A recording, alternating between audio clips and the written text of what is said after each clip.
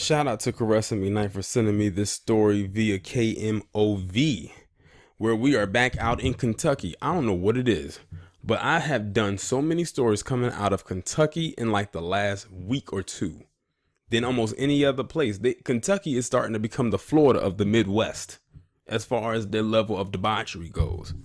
But in this image, you have someone named Esteban Portugues. Yes, his last name is Portuguese, as in it is named after an official language that is spoken in Latin America. And this man literally must have thought he was Jason Voorhees, because he chased three small children with a machete, and one of the boys who was running away from him ended up falling, and because of that he ended up stabbing the boy. Now the boy miraculously did not die, but I'm curious, what could these three children had done to him to make him chase them with a machete like he was a damn maniac? We're about to find out. A Kentucky man is accused of chasing three children from a Covington park and then stabbing a 9-year-old boy who fell behind.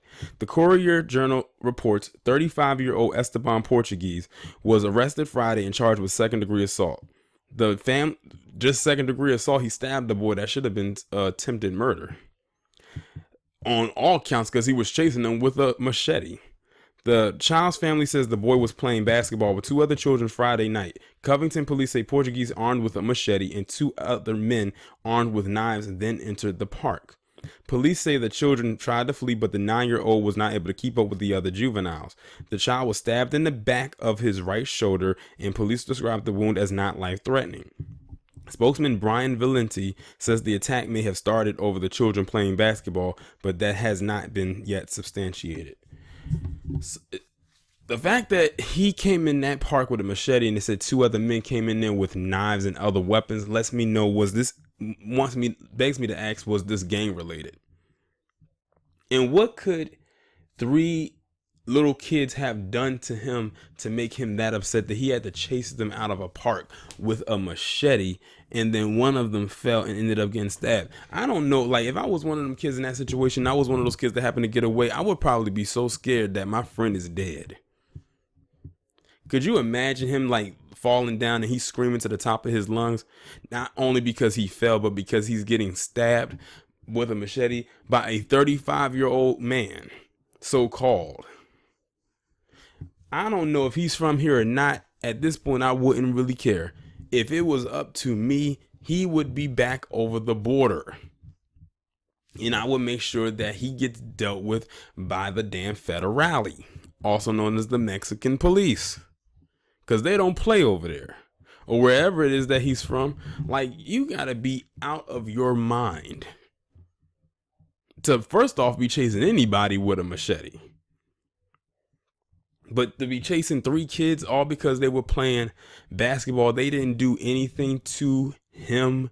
And even if they did, you could have handled this a whole lot better, besides bringing a weapon that is supposed to be used not against human beings, unless they're threatening your life, which I highly doubt these three kids were possibly doing. They were just playing basketball. And the fact that they, ran like that, I wonder if this guy and the two other guys that were there with him, I wonder if they have been giving problems to people in that area before. But like I said, like, they just walked up in the park and just pulled out knives and machetes and just started chasing them. Like, and this was far from a prank, because I've seen videos on YouTube years ago where people would be pranking people, where they were chasing people with fake machetes and they would run. This was the real deal. But luckily the boy is alive. He's not dead. I'm sure he's shaking. I know he's shaking up. Like, that would traumatize anybody.